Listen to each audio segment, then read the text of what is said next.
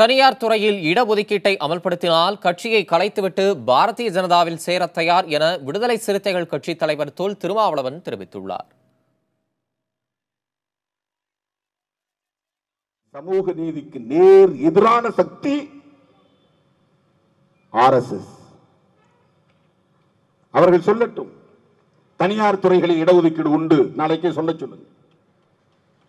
விடுதலை சிறுத்தைகள் கட்சியை கலைத்துவிட்டு நாங்கள் பாரதிய ஜனதா கட்சியை சேருகிறோம்.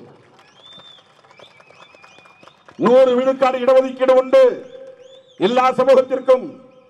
தாழ்த்தப்பட்டவர்களுக்கு எப்படி இடஒதுக்கீடு, அப்படி நாங்கள் பார்ப்பனர்களுக்கும் எத்தனை மக்கள் சதவீதம் இருக்கிறோமோ அந்த இடஒதுக்கீட்டை மட்டும் பங்கை மட்டும் நாங்கள் எடுத்துக் கொள்கிறோம் என்று பாரதிய ஜனதா அறிவிக்கட்டும், RSS அறிவிக்கட்டும். நான் விடுதலை சிறுத்தைகள் கட்சியை நடத்தவில்லை, பாரதிய ஜனதாவில் சேர்ந்து கொள்கிறேன்.